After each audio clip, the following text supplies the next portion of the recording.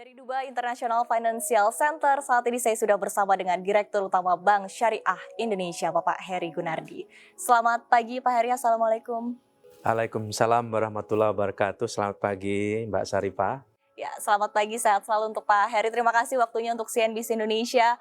Ya, capaian yang luar biasa tentunya untuk Bank Syariah Indonesia. Akhirnya cita-cita dari pemerintah untuk mengembangkan sayap di Uni Emirat Arab di Dubai ini juga menjadi nyata begitu dengan kehadiran BSI di Dubai. Nah, kehadiran ini juga langsung disertai dengan kerjasama penandatanganan MOU dengan retail yang cukup besar, retail raksasa, ada Lulu dan juga fintech BRI. Mungkin bisa dijelaskan seperti apa, Pak? Ya, pertama tentunya terima kasih ya kepada CNBC yang sudah menyempatkan waktu untuk berbincang-bincang dengan kami Bank Syariah Indonesia. Kami bersyukur bahwa saat ini BSI bisa memiliki rep office di Dubai International Financial Centers ya. Dan tentunya cabang ataupun rep office ini akan kami gunakan untuk mengembangkan sayap ya dan juga bisnis BSI di Middle East dan juga GCC country. Nah, kerjasama dengan Lulu, Lulu ini adalah salah satu retail distributors terbesar di UAE yang tentunya kami bisa gunakan kesempatan ini bekerja sama memasarkan produk-produk UMKM dari Indonesia. Dan kita mengerti bahwa banyak sekali produk-produk UMKM Indonesia yang bisa dibawa, dikemas ke luar negeri. Salah satunya adalah dengan adanya BSI di sini, kita bisa mempererat kerjasama dengan Lulu. Dan Lulu diharapkan juga bisa memberikan support ya, kepada produk-produk Indonesia yang tentunya bisa dipasarkan di negara UAE ini. Nah, terkait dengan fintech tadi adalah payment system yang akan kita gunakan kerjasama juga dengan BSI. Kami melihat bahwa potensi tenaga kerja Indonesia yang berada di GCC country ini cukup besar ya, diaspora kita katakan. Nah, tentunya sebagian diaspora ini akan mengirimkan dana ataupun pendapatan yang diperoleh sini ke negara asal di Jakarta, di mungkin kota-kota lain di Indonesia. Nah, kerjasama untuk apps ataupun aplikasi ini bisa membantu nasabah-nasabah BSI di sini ya, terutama yang remittance untuk menggunakan transaksinya dan juga aplikasi ini mempermudah ya hidup mereka untuk mengirimkan uang ataupun dana ke Indonesia. Kira-kira seperti itu. Oke, nah tentunya ini adalah sebuah cita-cita dari pemerintah Indonesia yang akhirnya menjadi nyata begitu kehadiran BSI di Dubai ini. Nah, kemudian kalau dari BSI sendiri melihat tujuan dari kehadiran BSI di Dubai seperti apa? Oke, yang pertama saya bisa sampaikan bahwa BSI ini adalah bank hasil merger ya dari 3 bank syariah milik Himbara. Ultimate owner-nya adalah pemerintah dalam hal ini, government. Tujuan merger ini adalah meningkatkan economic of scale ya, dari perbankan syariah di Indonesia.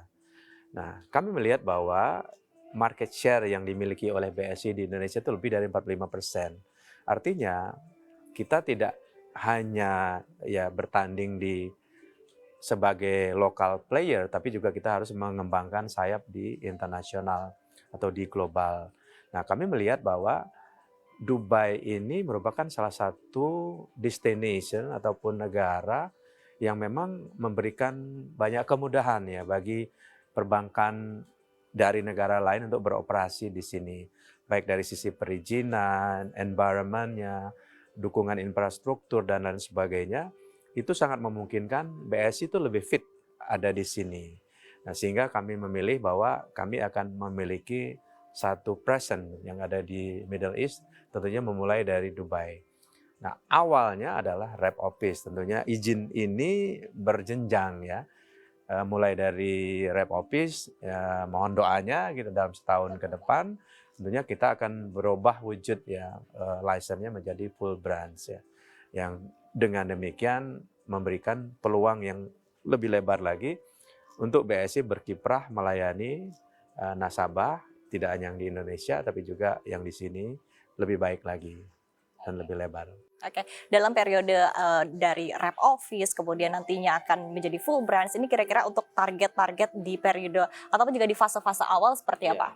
Kami melihat ya, insya Allah itu license tidak hanya dari sisi banking operation ya, tapi memungkinkan juga kami mengajukan license untuk investment.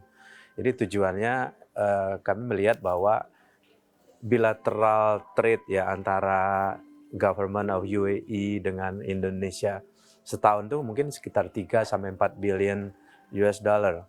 Nah, ini membutuhkan payment kan di belakangnya ada LC, trade finance ya, FX transaction. Nah, harapannya nanti karena tidak ada satupun bank dari Indonesia yang beroperasi di sini. Once nanti kami punya license, tentunya BSI bisa ikut ya ambil bagian. Selama ini traders ataupun pebisnis dari Indonesia itu menggunakan bank-bank asing seperti Citibank, Stanchart dan lain sebagainya. Tapi kalau BSI sudah punya license itu, tentunya secara gradual BSI bisa mengambil peran itu. Nah, kemudian yang kedua adalah kami juga melihat bahwa di Middle East ini, terutama di Dubai ya, ini adalah market yang very potential untuk sukuk global ya. Nah, selama ini kita udah punya pengalaman Government of Republik Indonesia, Ministry of Finance itu sudah berapa kali menerbitkan sukuk ya.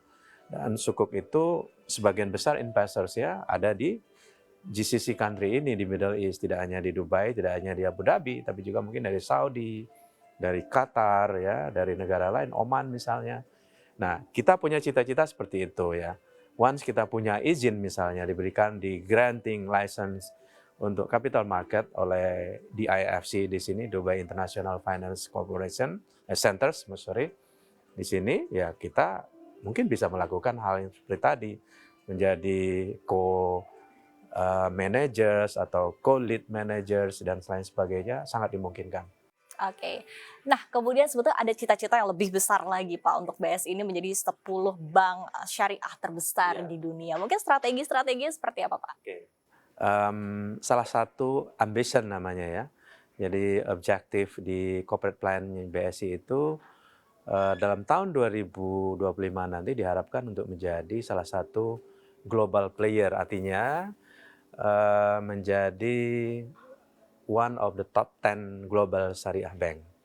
Nah, sekarang dari market capitalization ini, saat ini market cap kita yang ada ini terus disejajarkan rankingnya dengan bank-bank syariah besar, umumnya ada di Middle East ini, kita baru ranking 12 sekarang.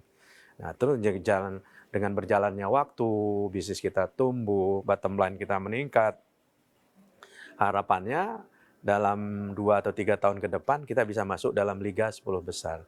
Dan itu sangat sangat memungkinkan. Nah, sekarang kalau kayak pintu gitu kita udah di depan gerbang nih, ya. Tinggal menunggu ya. Harapannya nanti kalau BSI makin maju, terus tumbuh, berkembang, market capitalization-nya juga akan meningkat karena harga sahamnya juga meningkat. Kira-kira apa nih, Pak, yang dibutuhkan? Tadi kan sudah di depan gerbang begitu ya, Ya. untuk masuk ke dalam gerbangnya kira-kira apa yang dibutuhkan? Yang pertama, kami harus memiliki pertumbuhan yang sehat dan cukup agresif gitu ya. Sudah kita buktikan bahwa pertumbuhan organik kita sangat bagus di kuartal pertama tahun 2022 ini. Kalau teman-teman dari media melihat bahwa dari sisi aset kita tumbuh double digit ya, lebih dari 13%. Kemudian pembiayaan juga seperti itu, lebih dari 10%. Dan dana pihak ketiga lebih dari 16% pertumbuhan. Profit juga kemarin kita mengalami pertumbuhan yang cukup signifikan, yaitu sebesar 33% lebih gitu. Nah, kalau ini terus berlanjut, bottom line terus meningkat ya, top line-nya juga meningkat, artinya secara fundamental BSI akan lebih bagus. Kami akan terus masuk ke segmen-segmen yang potensial. Kalau sekarang ya banyak kita ada di retail consumer, tapi bukan tidak mungkin juga kita akan mengembangkan sayap untuk mengembangkan wholesale banking ya, baik itu corporate banking maupun komersial, dan juga membiayai industri halal ya, value chain halal yang potensinya cukup besar. Saat ini kami melihat bahwa value chain halal ini jumlahnya sekitar 4.300 triliun yang terdiri dari food and beverage, kemudian farmasi, travel, ya, ziswah itu adalah zakat, infak, sedekah dan sebagainya. Kemudian termasuk juga haji dan umrah, ya, ini juga adalah bagian dari value chain halal tadi. Dan fashion terutama juga sekarang banyak sekali produser fashion untuk pakaian misalnya. Indonesia juga sudah banyak melakukan ekspor ke negara-negara lain. Nah, ini kalau BSI bisa masuk untuk membiayai industri halal ini, tentunya akan tumbuh lebih cepat. Oke, begitu besar begitu ya pasar syariah di tanah air dan tentunya di dunia begitu, dan tentunya ini adalah pasar yang harus di-grab marketnya oleh BSI, dan tapi tentunya akan dibutuhkan hal-hal lain ya. Tentunya kita akan diskusikan usai jeda, jangan kemana-mana, tetaplah bersama kami di CNBC Indonesia.